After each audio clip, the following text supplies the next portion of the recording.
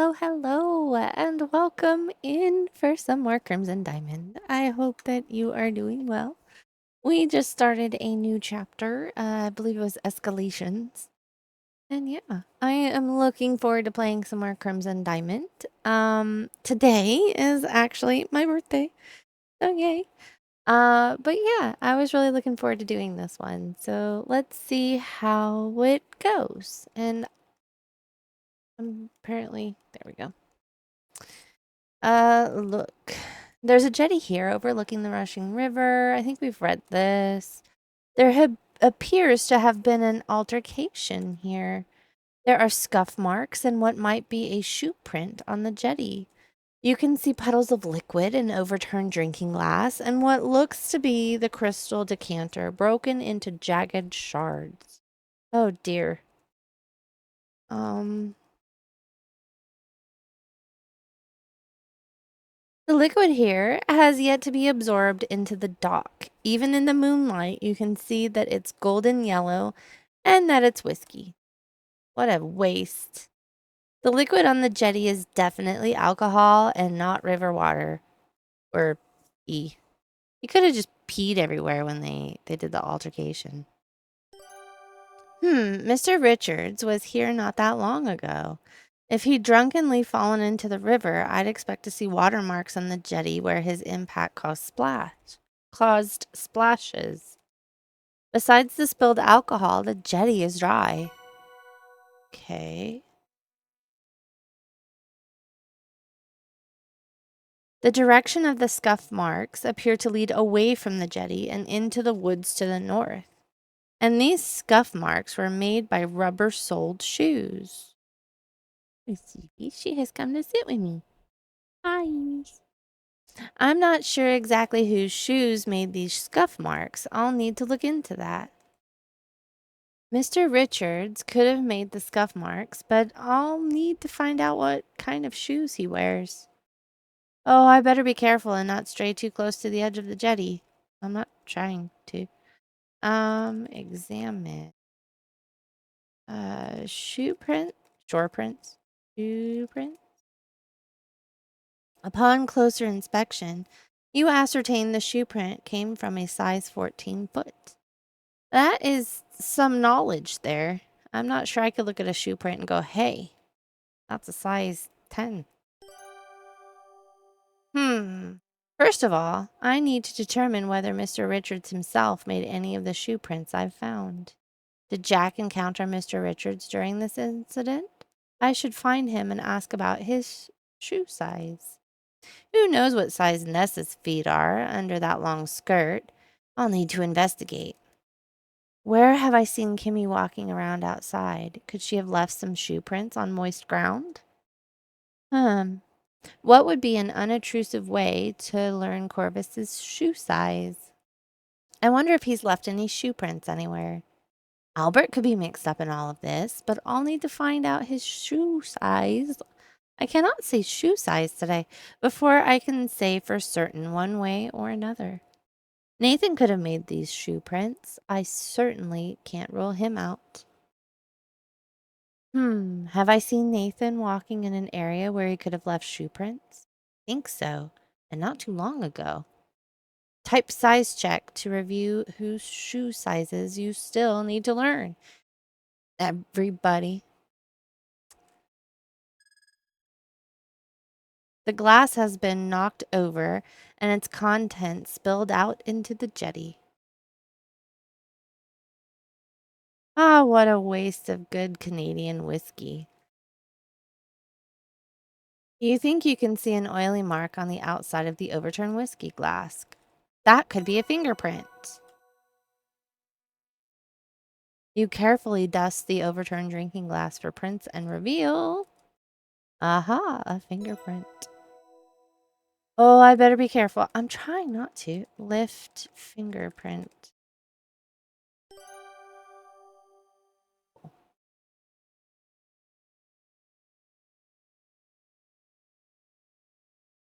You peer at the shattered remains of what is clearly the crystal decanter from the dining room. I last saw this in Mr. Richards' hands as he was seated right here on this jetty. What on earth happened here? Oh my, it would have needed to be picked up and thrown down with some force to break it like this. The heavy crystal has been broken into dozens of jagged shards. I think I see some oily imprints. I wonder who's been handling this recently. Besides Mr. Richards, that is. Because I doubt he would have broken it intentionally. Yes. You carefully dust the crystal decanter fragments to reveal 2 fingerprints. Lift your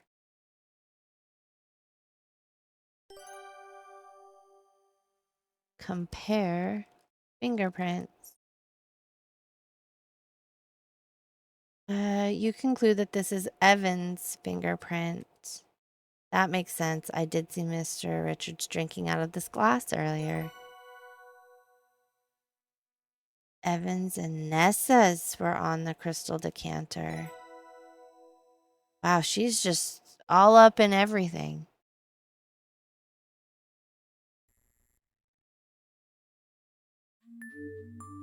Uh-oh. You see some possible signs of a struggle. There are scuffs and shoe prints in the grass and on the path, and some of the tree branches have been snapped off. Um,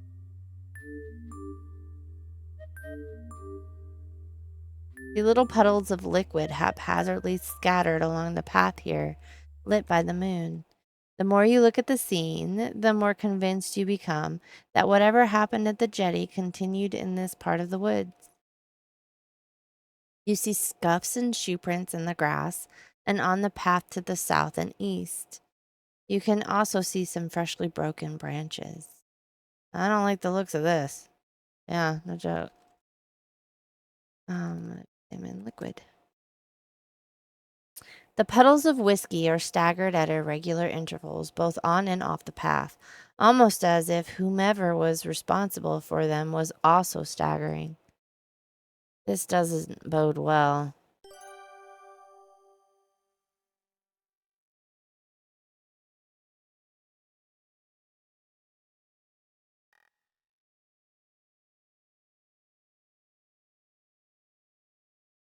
Uh, here? There. Upon closer examination of the scuffs on the southern path, you conclude that someone was dragged from the jetty and into this area, and it was a bit of a struggle by the looks of it. The scuff marks on the jetty are clearer and made on the wooden jetty. If I can identify those ones, it would help me identify the ones here.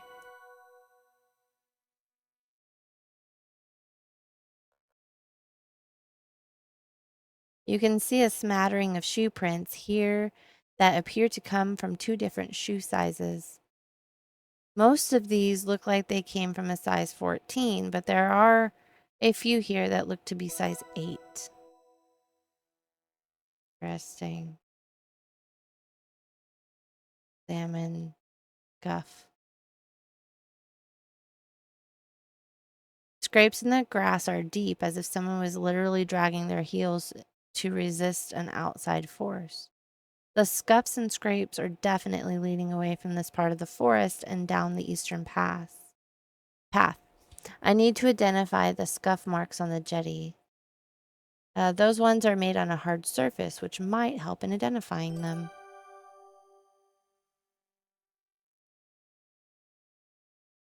See some faint shoe prints on the path.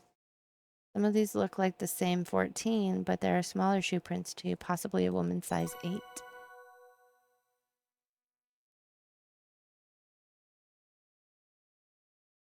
Examine brand. You can clearly see some long brown and gray hairs caught in the tree branches. Long brown and gray hairs. These look familiar. Take chairs.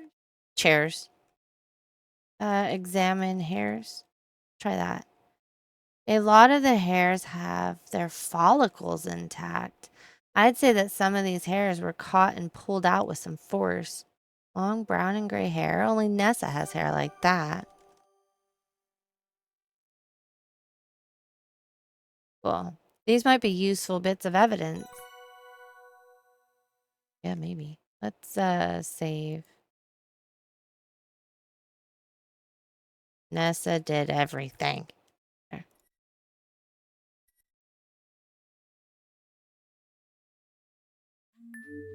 Hello? Signs of a struggle continue in the area around the smokehouse. The scuff marks and shoe prints continue along the path and into the smokehouse. The door to the smokehouse is shut tight, but you can hear some indistinct noises inside. Eek! Look. Small, but looks like it gets the job done. You can see the orchard. You see some tiny specks sparkling in the moonlight. There are scuff marks and shoe prints on the path. I really don't like the looks of this. There's something round and metallic shining on the path. Looks like a button. This is a gray metal button with 4 buttonholes. Who could this belong to? I should look more closely at people and what they're wearing. Actually, can we dust the button first? Applying powdery soot to the metal button fails to yield any usable fingerprints. It was worth a try, though. Take button. Cool. Exit. Scuffs. The scuff marks lead into the smokehouse. Uh-oh. Who could have made these scuff marks?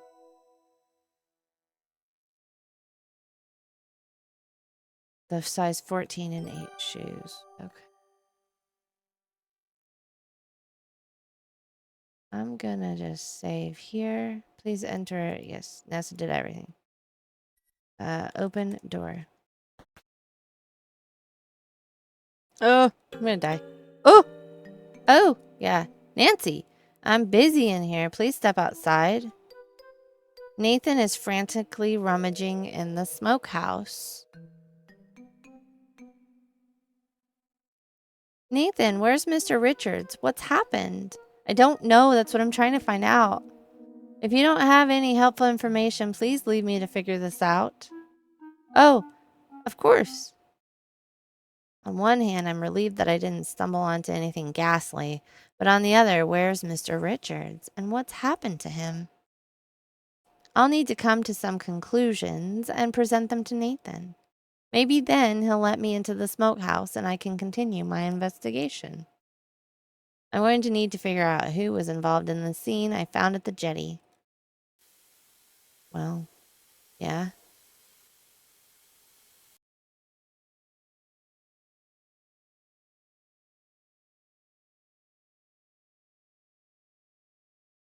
Jetty to the east. Nathan and Jack have left shoe prints all along the riverbank. Okay. Examine shoe prints. The shoe prints on this side of the bridge are quite large and freshly made. Considering I witnessed Nathan making these shoe prints, I can conclude he wears a size 16. Because that's knowledge that examine shoe print. Jack was walking quite extensively on this part of the riverbank. These shoe prints are size 12. Okay, neither of those are 14 or 8.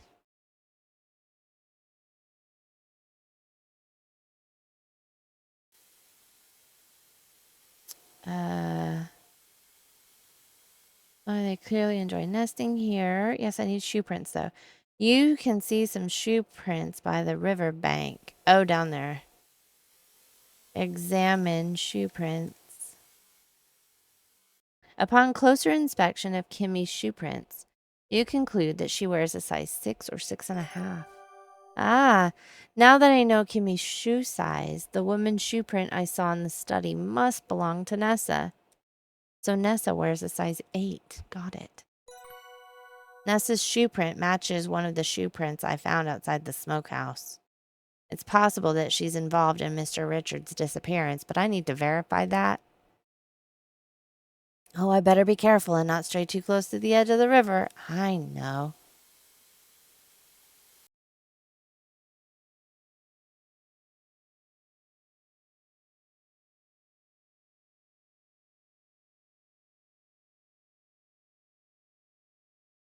South of here.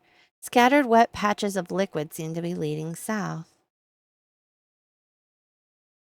Examine liquid. Most of the spilled liquid you see here has been absorbed by the grass, but you can still smell it. This is definitely alcohol. It's unmistakably Canadian whiskey. What could have caused this? Or who? Yay. Nessa wears size 8. Cool. Open door. I'm here. Look. There's a door, blah, blah. Okay.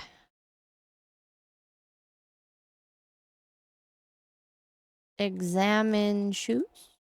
Which boots would you like to examine? The women's boots or the men's? Examine men's boots. You take a closer look at the men's boots in the right-hand cubby.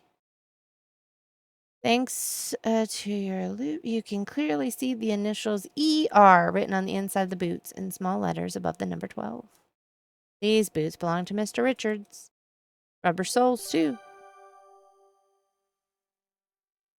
There's another pair of boots here that were marked with a J and are also size 12.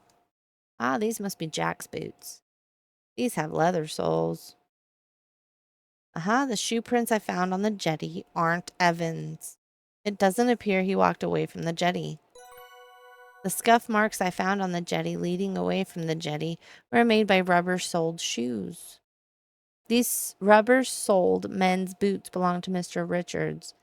He's a practical man. I recall he was wearing a similar pair of brown boots the last time I saw him at the jetty. Uh-oh, I think Evan was forcibly dragged away. Well, yeah, I kind of figured that. Examine women's boots. You can just make out the tiny letter M in the women's boots just above the number 5.5. That confirms these boots belong to Margot and that she wears a size 5.5 boot. We don't have a zombie yet. I can't get through the door. So is he in here? No, of course not. There's a display cabinet. Papers. Okay. Nothing new there. Examine shoe prints. Someone has stepped. Yep. I already know Kimmy's shoe size. So this shoe print must belong to Nessa. These shoe prints definitely came from a woman's shoe, judging from the heel. And none of the men have feet nearly this small. I'd say these shoe prints are a size 8. Nessa's shoe print matches one of the shoe prints I found outside the smokehouse. It's possible that she's involved in Mr. Richards' disappearance, but I need to verify that. Yes, the other belongs to Nessa. Okay. So I kind of already knew that, but there were shoe prints, so I'm here.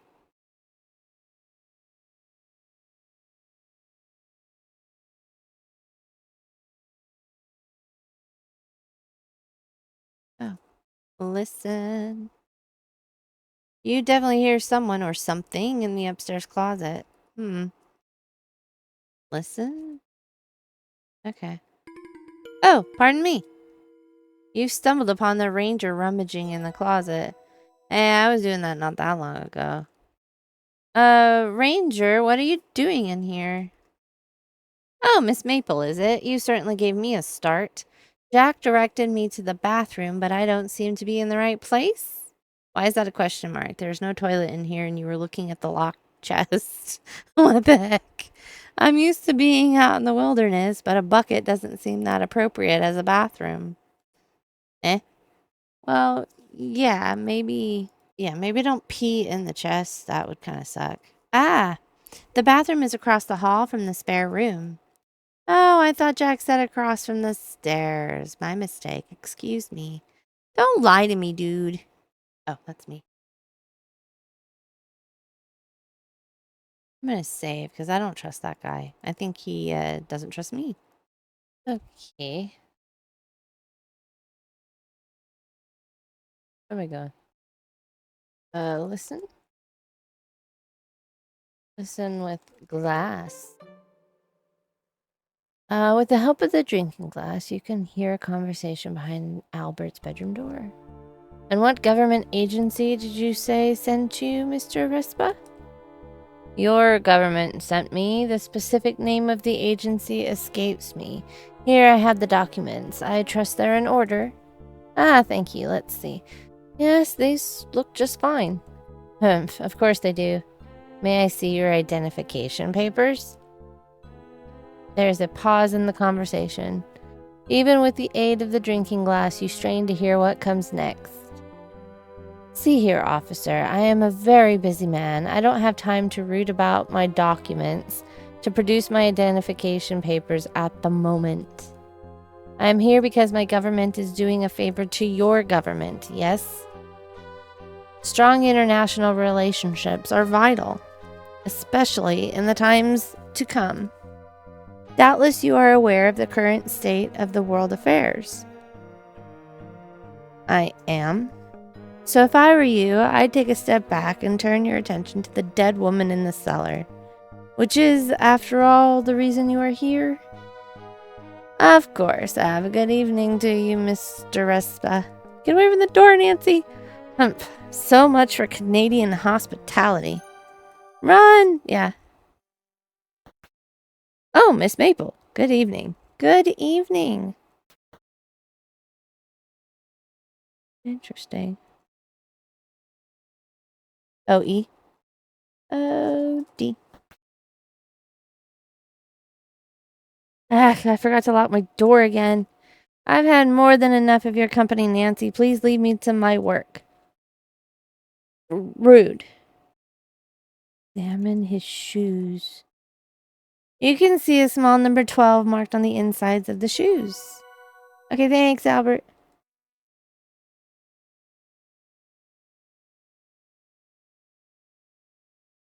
Are there any shoes in here?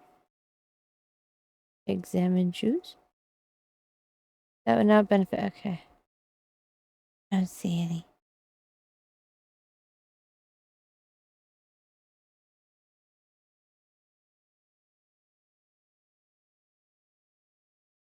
Examine shoes. You peer into the shiny, well-maintained shoes. Thanks to the loop, you can read the size printed on their insides, even though it's a bit faded. I see. These shoes are size 14. Seeing as they are set down by Corvus's bed, I think it's safe to assume they're his shoes. Yeah, are you surprised, Nancy? Like, Nessa and Corvus working together? Fantastic. I've gotten everyone's shoe sizes. That should come in handy. Corvus wears size 14. He was involved in the altercation at the jetty. And Nessa's and Corvus's shoe prints are all around the smokehouse. Some of Nessa's hair was caught in a tree between the jetty and the smokehouse. That's definitely unusual. Nessa and Corvus were discussing something about a will, but whose? Oh, I remember overhearing a conversation between them about looking for Evans and Nessa's father's will. Could this have something to do with that? I'm surprised with my investigation so far. It's time to go inside the smokehouse and share what I've learned with Nathan. If I don't die on my way there.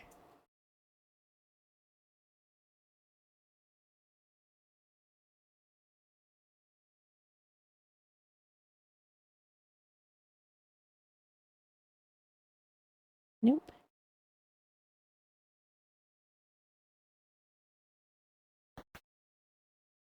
That's the bathroom. There you are. Oh, pardon me. Good evening, Miss Maple. I'm just getting settled in for the night. Talk to... here's my chance to tell an officer of the law about what's happened to Margot. I should tell Ranger Murdoch about my investigation. Margot's illness and death seem quite suspicious. I should tell him about that. Good evening, Ranger Murdoch. How are you settling in? Oh, hello, Miss Maple. I'm settling in well. I had no idea there were so many folks at the lodge tonight. Okay. Tell about murder. Ranger Murdoch, I'd like to discuss my investigation with you. Your investigation? Yes, into Margot's suspicious death. I smelled garlic on Margot's breath. Do you think that might be significant? She didn't ever eat garlic either. That could be significant. We'll look into it. I know that the flypaper here at the lodge contains arsenic. If Margot is poisoned, the killer could have somehow used the flypaper I've found. I found some white powdery residue in the bottom of Margot's drinking glass. Earlier this evening, I saw Nessa bring Margot a jug of water and a glass. It would have been the perfect opportunity for Nessa to poison her. I have a sample of Margot's hair. Would it be possible to run tests on it to detect the presence of toxins? Yes, absolutely. We can do that. Hold on to the sample for now. What? Why? Okay. I should tell the ranger about Margot's illness. Tell her about Margot's illness. I've examined Margot's body and made some interesting observations about the state of her health before her death. It's fairly unusual that Margot would have this type of skin lesion. They don't look like bug bites or anything else I can easily identify. Interesting. What about Margot's hair? I don't think allergies would account for the poor condition of Margot's hair. It's brittle and seems to be falling out, creating thinning and balding areas on her scalp. But I'm no doctor. Maybe taking some of her hair to the laboratory for analysis would be fruitful. I have a sample of Margot's hair. Would you like to have it? Good work, but I don't have any way to properly store that sample right now. Save it for now, would you please? We'll revisit that at a later time. Of course. I noticed these strange white lines on Margot's fingernails. I see. I may have read about those in a medical text, but I'll need to check on that. You mentioned a garlic scent around the body? Yes, I noticed that near Margot's mouth. That could indicate a number of things, the most likely of which is that she ate garlic shortly before her death. But I know that Margot never ate garlic and Jack never served it to her. So I have no idea why a garlicky smell would be in or near Margot's mouth. Margot suffered from aches and pains that had gotten more acute recently. That would be suspicious. Well observed, Miss Maple. You would do well as a detective. Thanks. Your findings are very helpful. I'll collect my own evidence and make my own inquiries. Thank you very much. You can leave this with me now. You're welcome. I'm happy to help. It's Nessa. It's Nessa. Save. Told RR about murder. Cool. Right. Oops. Went one too far.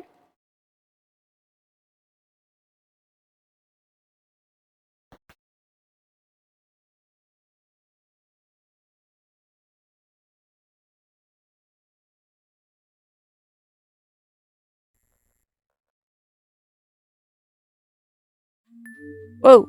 Nathan, I have a theory about what's happened to Evan. I'm listening.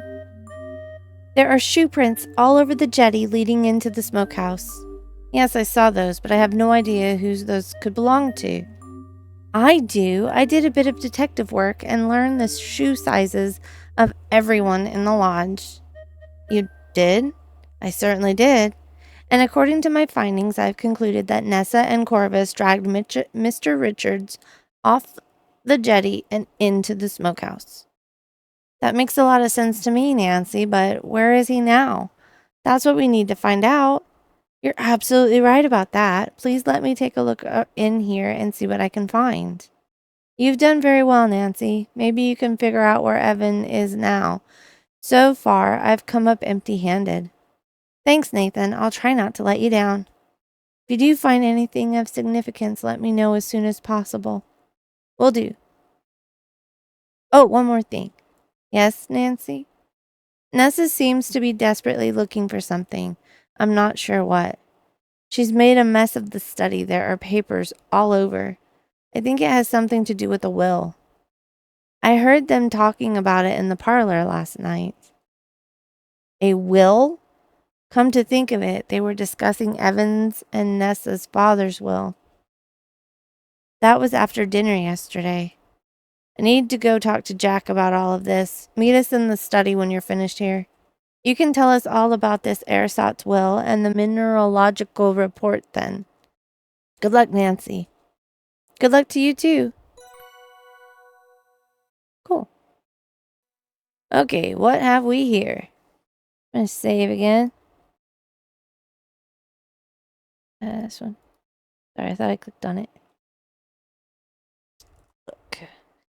An array of smoked meat. You see a big bag of salt. Yeah, we read that. The smokehouse is in disarray. Debris covers the table and floor, and there might even be something on the wall. Eek, what happened here? Okay. Examine debris. Inspecting the Jordan almond fragments through your loop, you can see the fractures in the candy shell that remind you of the sharpest obsidian. Shiny like obsidian, too. Eek! I know that Mr. Richards is allergic to nuts. Could it be that these were used against him? This looks bad. Mr. Richards is allergic to nuts. Could it be that Nessa was trying to weaponize them to use against him? Maybe that's why Nessa brought the Jordan almonds in the first place. She could have been scheming this entire time. Do I see an oily mark on one of the almond fragments? Dust almond. Amazingly, you're able to recover a partial print. Lift fingerprint. Examine fingerprint. After comparing the partial fragment you obtained from the almonds, you conclude Nessa's the one who crushed these Jordan almonds in the smokehouse. And how is he kept here? The smokehouse door doesn't lock. Examine floor. You can clearly see that the yellow fibers on the floor of the smokehouse are from a hemp. Well, there you go. The fibers have broken off into small twisted strands, possibly caused by friction. What or who could have done this? Could it be that Mr. Richards was tied up here in this smokehouse? Uh-oh. You can also clearly see cookie crumbs on the floor. These look like crumbs from the cookies that Jack was baking earlier. I even see bits of jam. Right. Mr. Richards was most likely dragged into the smokehouse and kept here briefly. But where is he now? Could he have hidden some sign in the smokehouse that would indicate where he was taken? Lemon wall. There's a symbol marked in something sticky and red on the smokehouse wall. Ew. The symbol appears to be a circle within a circle. The smaller circle is filled in with the red substance. Uh-oh. I wonder what the symbol is painted with. It's definitely not paint. It's sticky, drippy red, and a little bit chunky. Eek. Could be raspberry jam, right? Not blood. There's a strange symbol painted on the wall. A circle within a circle. What could this mean? I wonder what this symbol is painted with. It's definitely not paint. Okay. Take almond. You remove some of the Jordan almond fragments from the table, taking great care not to pierce your skin on the jagged pieces. Evie's blocking everything.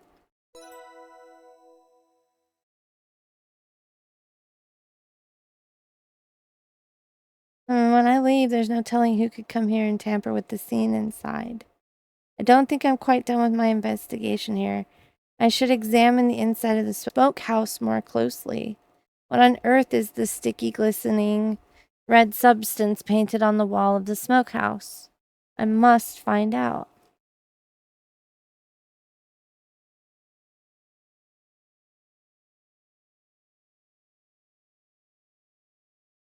Uh-oh. I wonder what this painted with.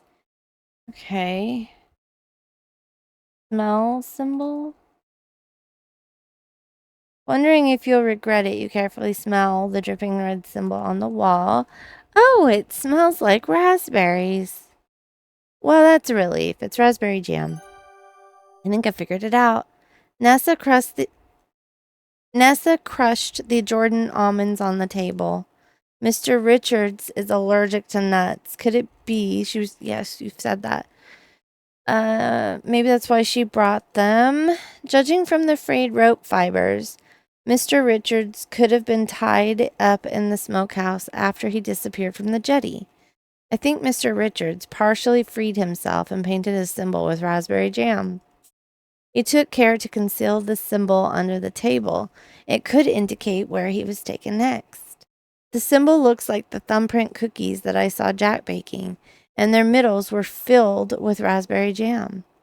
I remember Jack saying that Mr. Richards likes to stash the cookies in his pocket. And I did find cookie crumbs on the floor in the smokehouse. The symbol on the wall of the smokehouse is clearly made out of Jack's thumbprint cookies. There are cookie crumbs all over the floor. Maybe Jack or someone else would know what the symbol means. I should ask. Okay, are we good now? Okay, we're good.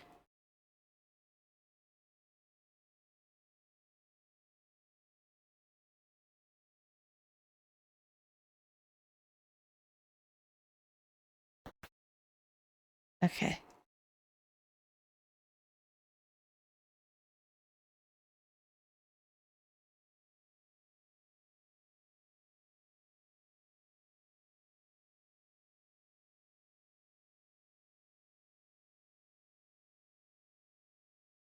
Nessa and Corvus are talking now. I should eavesdrop.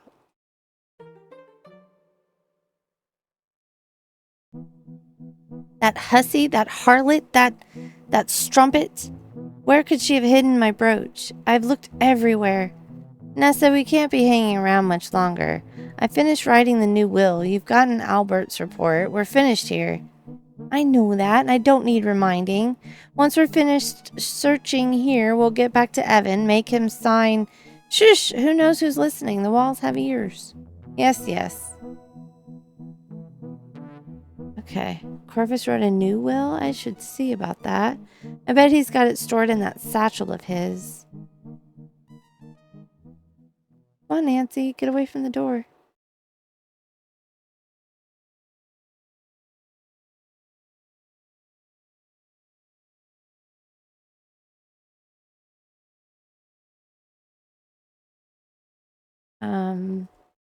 Check satchel. Open satchel. Locked. Search desk. Doesn't have any drawers. Still, you examine every surface. It's a lovely desk, but it doesn't contain what I require. You also thoroughly examine the chair beside it and it yields nothing. I didn't find it on my first try, but I'm just getting started.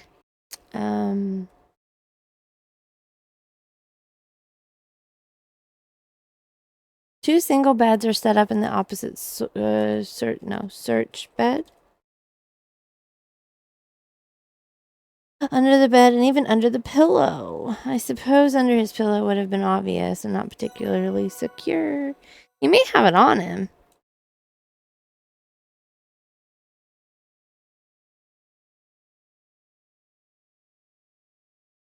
You carefully examine the carpet. You also lift up the corners, see if there's anything has been concealed. You find nothing but a remarkably well-preserved carpet.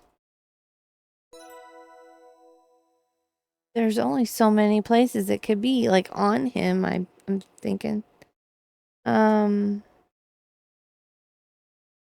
Search bed. I suppose it wouldn't make much sense for Corvus to hide his satchel key in Jack's bed. Still, it's good to be thorough.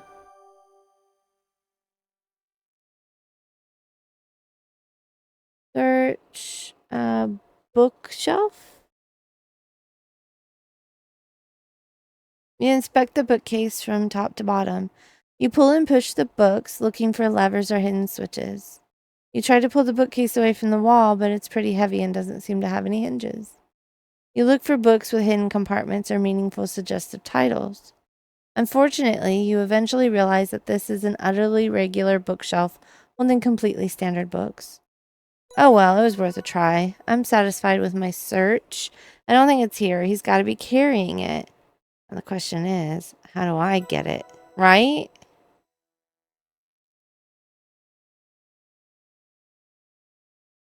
Okay.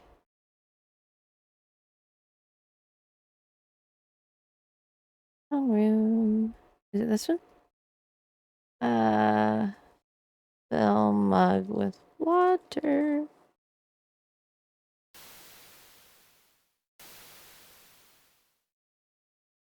Cool.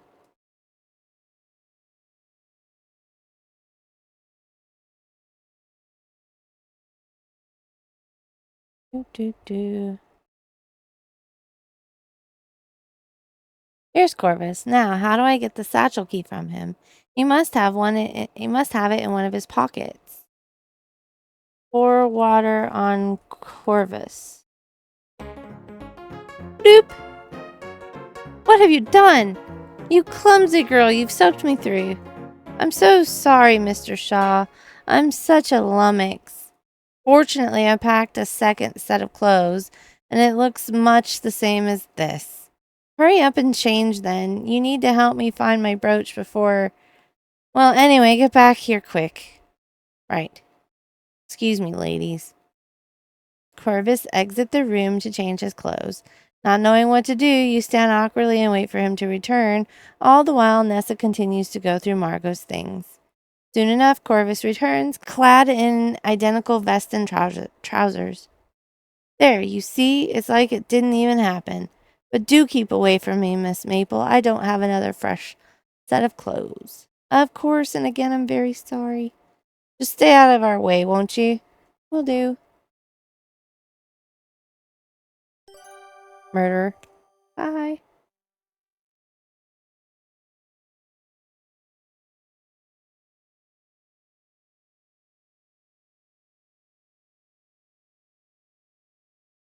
This one in it, yeah. Aha. Search clothes. Whose clothes would you... Corvus's.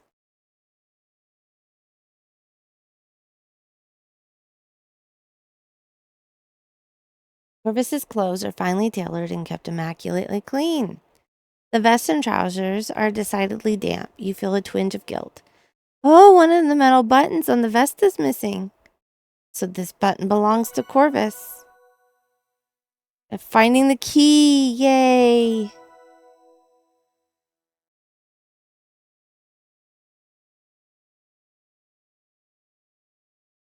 Open satchel.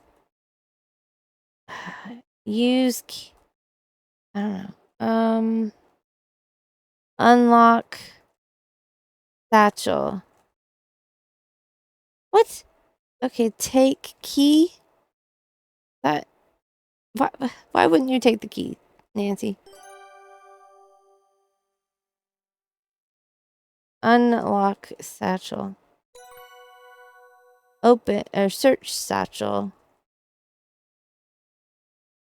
Eagerly examine its contents.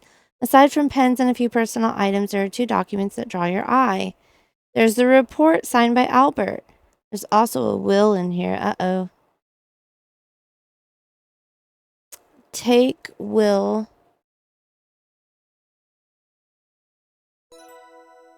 I'll just shift some papers around to make it look less obvious that anything was taken. Take report. Hopefully we won't notice that this is missing. There are still plenty of papers. Close satchel. Lock satchel. Return key. Cool. I don't want to be in here. Bye.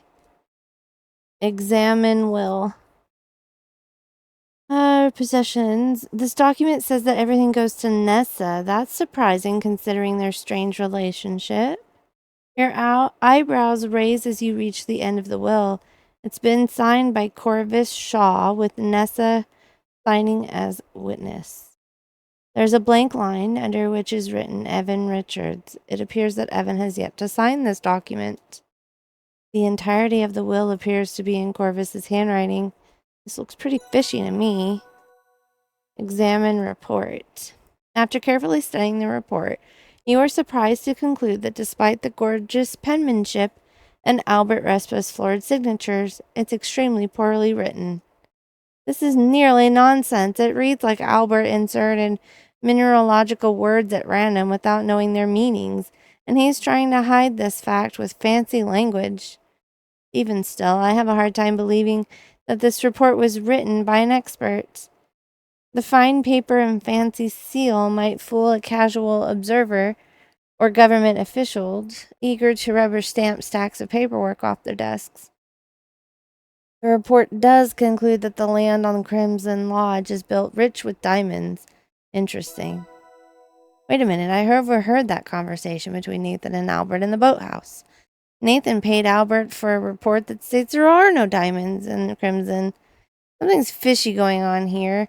I should ask Nathan about the report I found. I wonder what he'll have to say about it. Nessa met up with Albert in the gazebo and she paid him for a report to be written. I bet Nessa gave it to Corvus for safekeeping. So it's the report I'm holding right now. I should ask Nathan about this. Okay.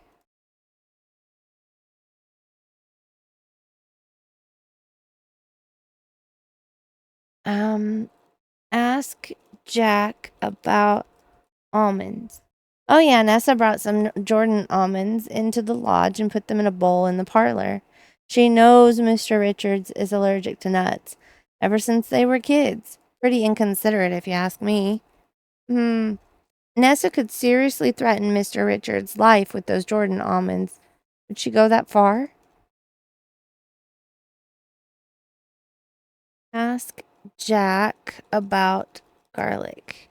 Jack, I think I smelled garlic in Margot's mouth when I was down in the root cellar. Nah, impossible. Margot never ate garlic. Maybe there's something that smells like garlic? I don't know. Ask Jack about arsenic. What do you want to know about poison for?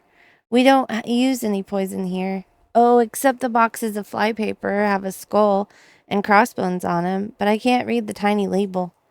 There ought to be a bunch of boxes of flypaper in the shed, though, if you want to take a look. We don't eat flypaper, right? So no danger there. The stuff's bright yellow. No one's eaten that accidentally. Mm-hmm. Unless they put it in water for you to drink, right, Nessa? Ask Jack about... Yeah, there's a pair of silver wedding steins that were in the curio cabinet. They're gone now. I don't know where they are. Honest, Nancy.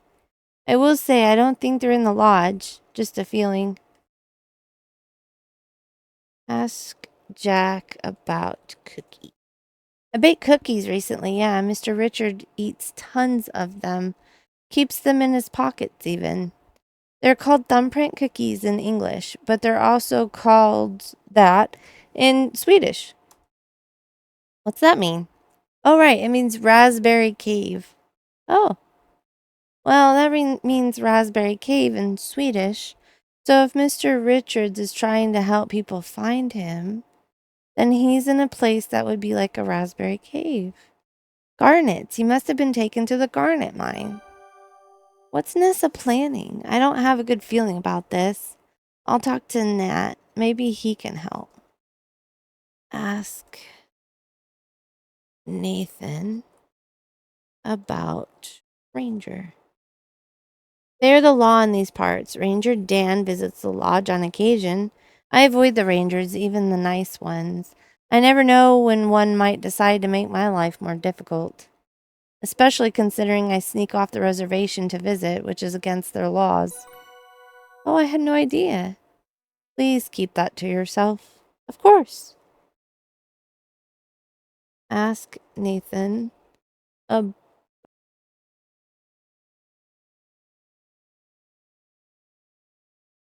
why weren't you at the meeting with Ranger Murdoch?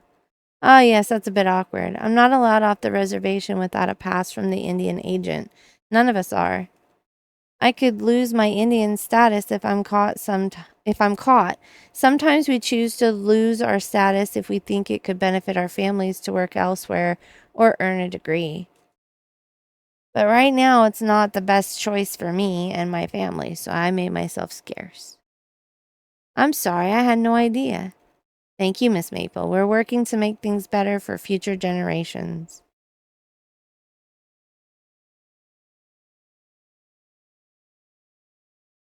I have this report that Albert wrote. What do you think of it? Nathan looks a bit shocked. May I see it? Where did you get this? You hand the report to Nathan. He scrutinizes it intensely. He looks upset. Nancy, may I keep this? I'm afraid not, Nathan. There are awfully strange things going on around here, and this is part of it, I'm sure. You see, I overheard your conversation with Albert in the boathouse. I know you paid Albert to prepare a report that states the exact opposite of this one, and that there are no diamonds in crimson. Ugh. Nessa paid Albert for the report to be written. I'd bet it's the one I've just shown you.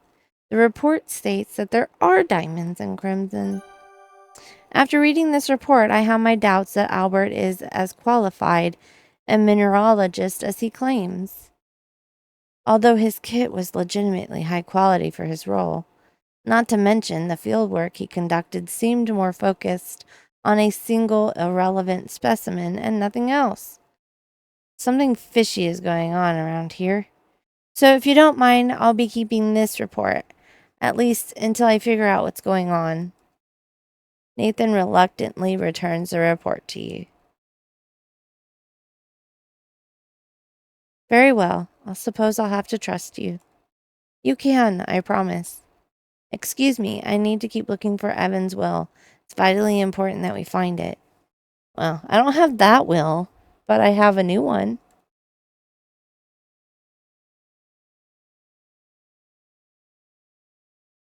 I found this interesting document in Corvus's room.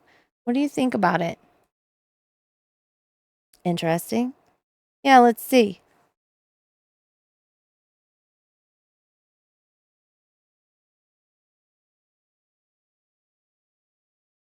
You show Jack and Nathan the last will and testament that you obtained from Corvus's satchel. Can you tell me about this document? Jack's face goes pale. Nathan's eyes widen. Let me see it. Jack's eyes travel further down the page and rest upon the very bottom, where Nessa and Corvus have signed their names. His eyes narrow.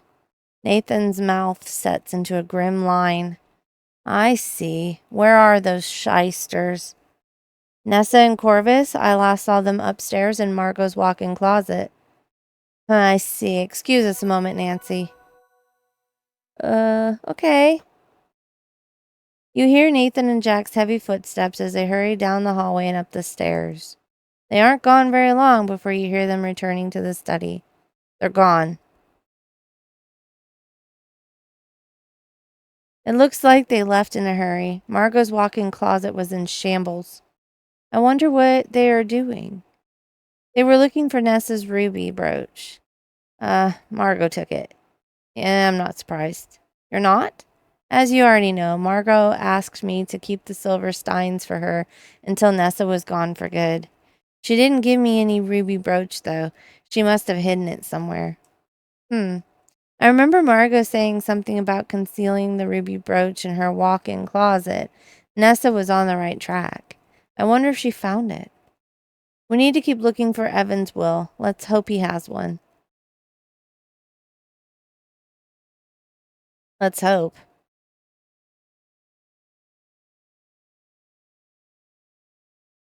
All right.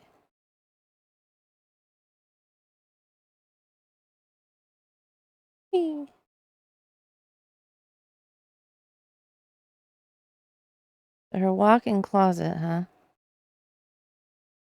Margot told me that Nessa's ruby brooch is hidden somewhere in here. Nessa tore this room apart looking for it. I wonder if it's still here. Search yellow hat? You take the yellow hat down from the shelf, mannequin head and all. You take a close look at the yellow hat, admiring the quality workmanship. Maybe one day you'll own a hat as fine as this. You can see why Nessa didn't bother inspecting all the hats. They're up high and hard to reach. And the mannequin heads are surprisingly solid and heavy, not hollow, leaving no room for hidden items.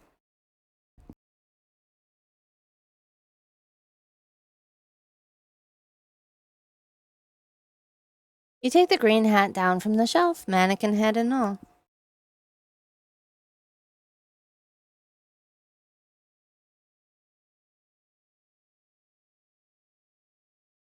The green hat is a lot like yours, except newer and made of finer wool. The mannequin heads are made of painted hardwood, so the brooch couldn't be stuck into them to conceal it. Merely shaking the mannequin head is all that would be required to check if the brooch was balanced under one of the hats.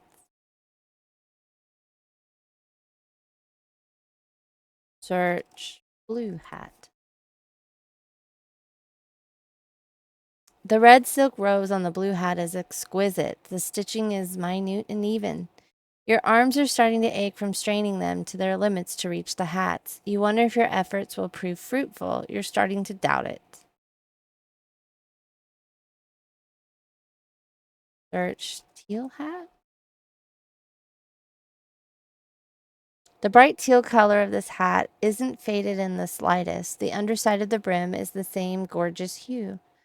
With a grunt of effort, you wrest the last mannequin head down from the shelf and examine the hat closely.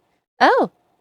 Pinned to the inside of the last hat you inspect, you find Nessa's ruby brooch. Margot had cleverly concealed the pinned part of the brooch between the hat and its band. You carefully unpin the ruby from the hat before returning the mannequin head and hat to the top shelf. I'm glad I found it, but what do I do with it now? I guess I better find Nessa and give it back. I don't really want to.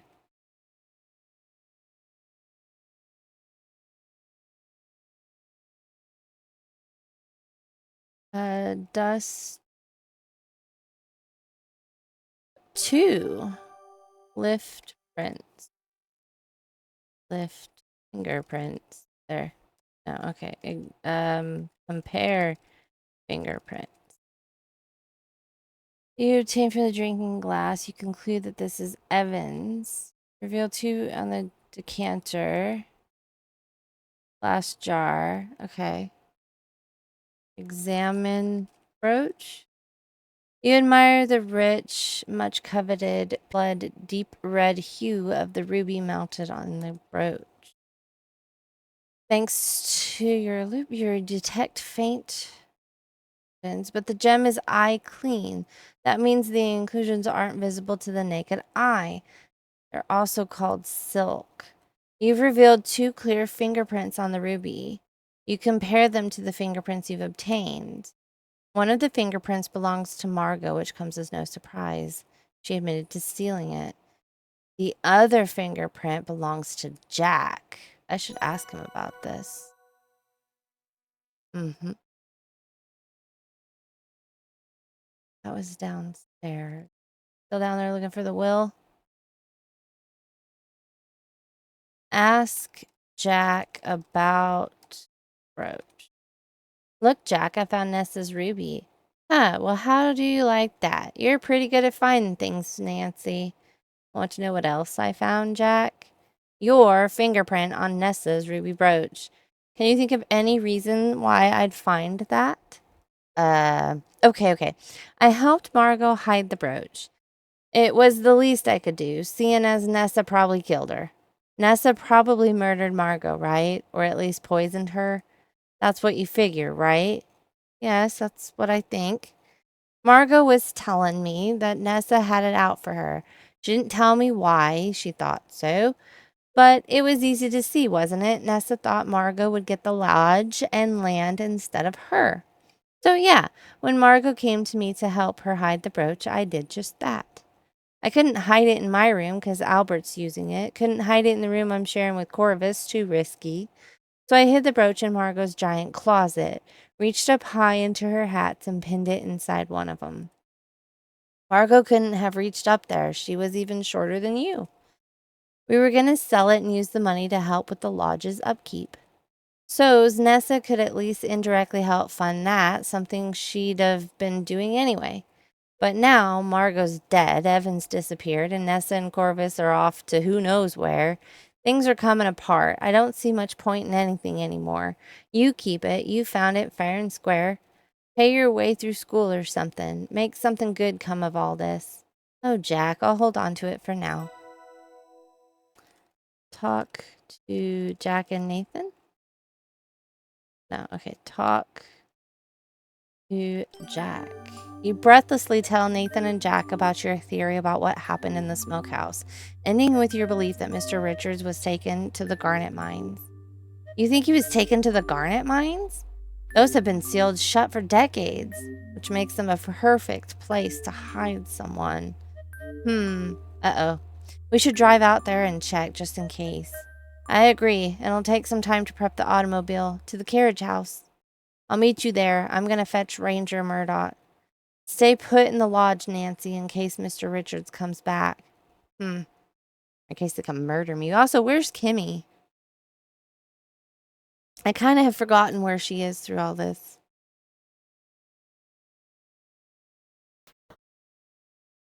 Well, I'm certainly not going to just wait around here.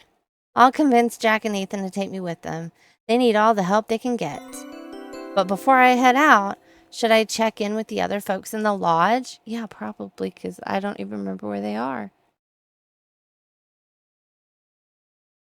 Wait, I can do that? How did I do that? Open door.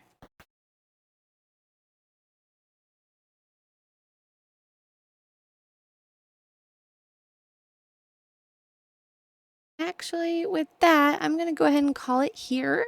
Thank you guys so much for coming and hanging out with some more Crimson Diamond. I hope that you guys are enjoying this one. I'm liking this one a lot.